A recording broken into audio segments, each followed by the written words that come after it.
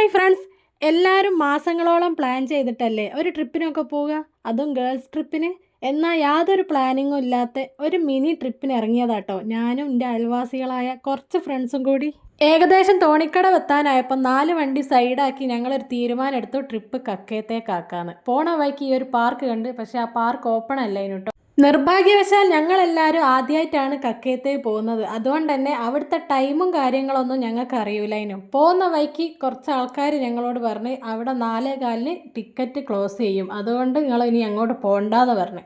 ഇവിടുന്ന് കക്കയത്തേക്ക് ഇനിയുണ്ട് 18 കിലോമീറ്റർ. എന്തായാലും ക്ലോസ് ചെയ്യുന്നതിന് മുമ്പ് ഞങ്ങൾ അവിടെ എത്തൂല. ഇനി അഥവാ എത്തിയാൽ തന്നെ അവിടെ നിൽക്കാനുള്ളൊരു ടൈം ഞങ്ങൾക്ക് കിട്ടൂല എന്ന് തോന്നി. അതുകൊണ്ട് ഞങ്ങൾ അവിടെ പോകാണ്ട് വേറൊരു ഭാഗത്തേക്ക് പോയിട്ടോ. അതാ ഇവിടെ നല്ല സ്ഥലമുണ്ട്, കുട്ടികൾക്കൊക്കെ കളിക്കാൻ പറ്റിയ സ്ഥലമുണ്ട്.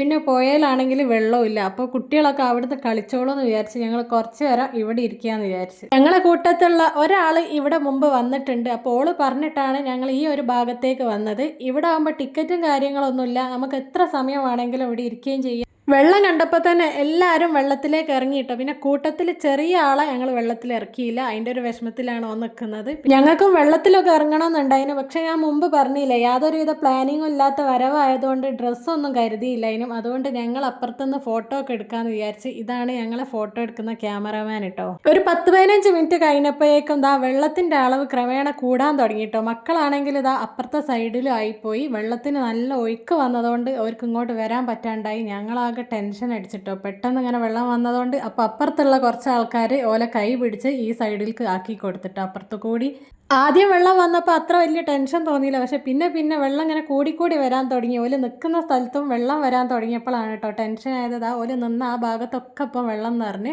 വെള്ളം ഇങ്ങനെ പെട്ടെന്ന് വരും എന്നുള്ള ബോർഡൊക്കെ കണ്ടു എന്നല്ലാണ്ട് ആദ്യമായിട്ടാട്ടോ ഇങ്ങനെ കാണുന്നത്. ഏതായാലും അധികം അവിടെ നിൽക്കാണ്ട് ഞങ്ങൾ നേരെ തിരിച്ച് ഇനി തോണിക്കടവിലേക്ക് പോകാമെന്നാട്ടോ വിചാരിക്കുന്നത്. തോണിക്കടവിലേക്ക് പോകുന്ന വഴിക്ക് കരിയാത്തമ്പാറ എത്തിയപ്പോൾ അവിടെ ടിക്കറ്റ് എടുക്കാൻ പോയപ്പോൾ 10 മിനിറ്റും കൂടിയുള്ളൂ അതിൻ്റെ ഉള്ളിൽ കയറാനെന്ന് പറഞ്ഞ്. അപ്പോൾ പിന്നെ അവിടെ കയറാണ്ട് നേരെ തോണിക്കടവിലേക്ക് തന്നെ വന്ന്. ഇവിടെയും 10 മിനിറ്റേ ഉള്ളൂ, പക്ഷേ ഏതായാലും ഇവിടെയെങ്കിലും കയറിയില്ലെങ്കിൽ നഷ്ടമായി പോലെയെന്ന് വിചാരിച്ച് മക്കളെയും കൊണ്ട് അതിൻ്റെ ഉള്ളിലേക്ക് കയറി. ഓല് കുറച്ച് നേരം അവിടെയുള്ള സാധനത്തിലൊക്കെ കളിച്ച് പിന്നെ ഞങ്ങൾ കുറച്ച് ഫോട്ടോസൊക്കെ എടുത്തു കഴിഞ്ഞപ്പോഴേക്കിന് അവിടുത്തെ ആൾ വന്ന് പുറത്തിറങ്ങാൻ പറഞ്ഞു. ഞങ്ങൾക്കാർക്കും സങ്കടമൊന്നുമില്ല, എന്നാലും ചെറിയൊരു വിഷമം. ആ വിഷമം തീർക്കാൻ വേണ്ടിയിട്ട് ഞങ്ങളെല്ലാവരും ഓരോ ഐസ്ക്രീമായിട്ട് തിന്ന് മനസ്സായിട്ട് തണുപ്പിച്ചിട്ടോ. അത് വല്ലാത്തൊരു വരവായിപ്പോയി എന്നുള്ള ഇങ്ങനെ കംപ്ലൈൻറ്റ് പറയാട്ടോ എല്ലാവരും. എവിടെയും ഞങ്ങൾക്ക് കയറാൻ പറ്റിയില്ല. അപ്പോൾ ഐസ്ക്രീമെങ്കിലും മനസ്സ് നിറയെ തിന്നട്ടെ വിചാരിച്ച് അവിടെ സൈഡിലിരുന്ന് ഞങ്ങളെല്ലാവരും തിന്ന്. അങ്ങനെ രാത്രിയാവാൻ തുടങ്ങിയപ്പോൾ ഞങ്ങൾ അവിടുന്ന് നേരെ വീട്ടിലേക്ക് പോരുകയാണ്. വരുന്ന വഴിക്ക് ഒരു സ്ഥലത്ത് കയറി ചായയും കുടിച്ച് അങ്ങനെ എല്ലാവരും യാത്ര പറഞ്ഞ് വീട്ടിലേക്ക് പോയി. ശരി.